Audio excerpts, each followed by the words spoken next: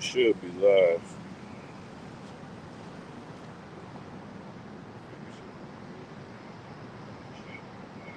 Yeah, we good. All right. Shalom.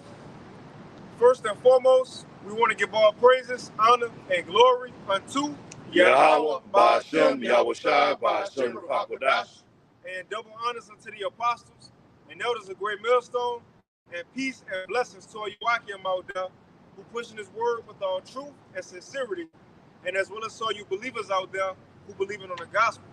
And there's a couple of brothers from the Great Millstone Houston camp, Houston church. The Wadi Al Bashim Yahweh Shai back out with another opportunity to come prophesy. First and foremost, is to our people, to push this good news. That's what the people would know in modern world as the gospel. To push this gospel to our people first and foremost. That's the main part of the lot of the prophets here in these latter days. To push the gospel to those of the nation of Israel. Now, what's the second portion of that? To prophesy the destruction that's coming to these heathens, man. You see, mainly to Esau, Edom, by way of the location being Babylon the Great, which is going to be a lot of destruction coming to the whole world, but the main destruction that's set for the latter times is America, which is Babylon the Great. But nevertheless, that's our job as the Lord sent certain men here in the latter days. If a brother want to get Sirach 36 real quick, have set men up in the latter days to come out and push the word, man. You know, it's good news for us and bad news for the world. Everybody got to hear their judgment. That's it. Like they always say, everybody got to hear their judgment. That's the beauty of it, because you got people who may see us out here and think, oh, it's just, Negroes, Mexicans, Hispanics, with so-called dresses on, mad pushing the word. But no, we are literally telling you the future of the world, man. Telling you the future of America, and it ain't good. You got a lot of pigs coming to America, and it's going to be here sooner than you know it. Okay, let's get that from the top. Let's get us at 14. This is the book of Ecclesiasticus, or Sirach, chapter 36 and verse 14.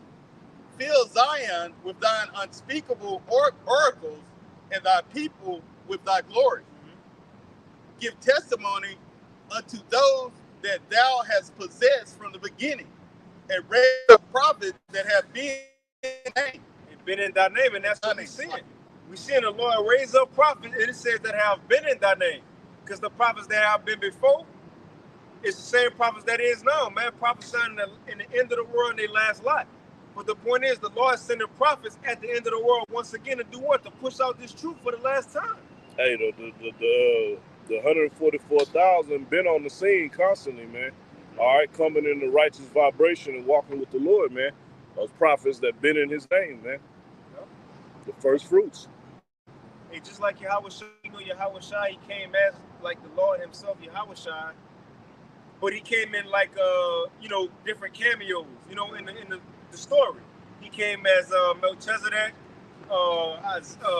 Isaac, so on and so forth. Adam. Who you said? Adam. Solomon. David. No, not David. But Adam, Solomon, so on and so forth. So as the elder said, the same thing as the brothers. Brothers come in different lots. Oh, Revelation 10. Revelation 10, you got John the Apostle. When he was told he was going to have to prophesy again. Daniel also was told he was going to have to prophesy again. Yeah, I got it. Okay, let's finish this real quick, guys. Yeah, Ezra said that he was going to see this time, man. Right. That's it. Let me finish that real quick, guys. The book of Sirach, chapter 36 and verse 16. Reward them that wait for thee, and let thy prophets be found faithful. Yeah, just going into, like you said, the prophets are going to be in that lot again. This is Daniel 12 and verse 13. It says, but go thy way till the end be, for thou shalt rest, okay? It says, and stand in thy lot at the end of days.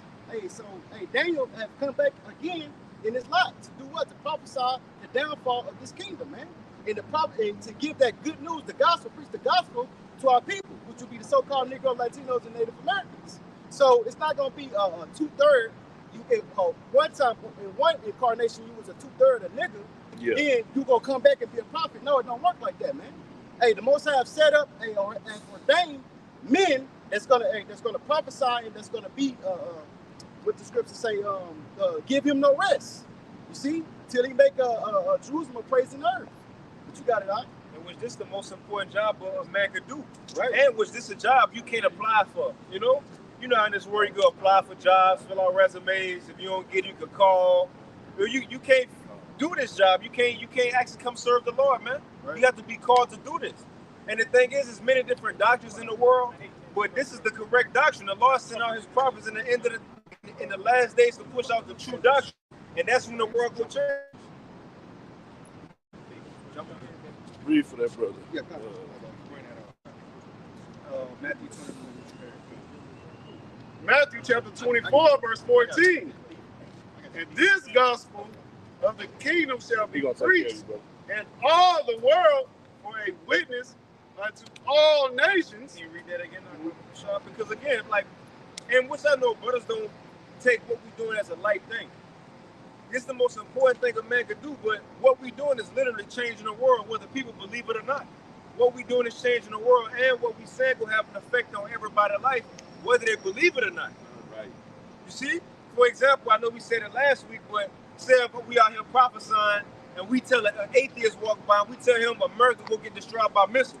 And he tell us, well, I'm an atheist, I don't believe in God or the Bible. Hey, but the crazy thing is, an atheist could believe that because they be locked in on what's going on in the earth, Right. and they'll look at current events and say, well, that shit does make sense. You may be right. Yeah, that's true. They look at it a little deeper than the average person. They just not gonna. It's not. They not gonna trust the validation of the scriptures. They'll look at current. They won't even know the Most High. This is His prophecy being fulfilled. So you ultimately, an atheist, believes in what the Most High set forth, man. Or you'll have a rainbow flag supporter and tell them because of their acts, America will get, hit with fire. They'll say, well, now I don't believe. Just because you don't believe, it ain't going to change nothing, man. That ain't going to change the story. But let's get that real quick to show what we doing, what the Lord got us speaking is truly changing the world, man. Romans chapter 3, verse 3. For what if some did not believe? Shall their unbelief make the faith of Yahweh Bashim Yahushua power without effect? And effect mean what? Results, right? The effect of something, you get the results. So because you don't believe, do that mean the results of these prophecies not going to come to pass? Yeah. No, it's going to happen. Bro, it's going to happen because say Edom might walk up, he don't believe the so-called white man Esau Edom. Do that change the story? No, man, it's still going to stay the same. These things still going to happen. If you don't believe a so-called dark-skinned man going to come out the sky on a chariot, you talk about a sky dad. You know how they try to mock it. Yeah, bro, they try to mock it. Just because you don't believe that, guess what? It's still going to happen. Yeah. Yes, he going to show up on a chariot one day, on the UFO, as you would say, with fire, shooting fire with missiles in the sky. Just because it sounds far-fetched for y'all, we believe these things. But this is the thing. Now, you ask anybody today, do you believe the flood that Noah prophesied about? Everybody said yeah today, right? But who believed that when Noah was talking about it? It seems so far-fetched then. Right. But it's easy to say now, but the thing is, because it happened. So what we saying is far-fetched now because it seems impossible. But these things are about to take place, man. Well, yeah. No, hey, I was gonna say whatever y'all got. Yeah, but I was just gonna, because like you say, we say that we're gonna be delivered with they deem it as UFOs, but we know that's the chariots. Right. Okay, you see them all the time, but they look at when we say that, oh, you done lost me on that. They don't want to hear it no more. They don't want to hear the news no more. But like the energy that's been going out amongst Great Millstone is speaking on these stumbling blocks, and that's the main stumbling block because people talk about Judgment Day and the destruction, but okay, well, how we gonna escape that? Because that's when we used to first start coming out. That's when scoffers walk up. Well, it's gonna be destroyed. What you gonna do then? I'm gonna have faith in the Lord that He's gonna deliver me in that new ark. Yeah, but it's the stumbling blocks of those because that's like you said, that's far fetched. Because they whipping. That's the crazy thing. They'll believe in little green aliens and all this other fictional bullshit. But the fact that the angelic men could look like us, ain't no fucking way. And damn sure they not coming to save y'all asses either. Yeah, no, they done lost it. They crazy. Right. Yeah. But you know what's even more crazy? If you talk to a Christian, most of them will tell you they done saw what they call a UFO. But they don't know what it is, but they don't believe what we tell them it is. But when you go in the Catholicism, they got you thinking that the angels are coming back on Roman chariots with wheels and spikes, full flapping his wings. Now you'll believe that idiotic bullshit, but something you've actually seen, and we telling you what it is. You ain't never seen no Pegasus horse pulling no damn chariot with spikes.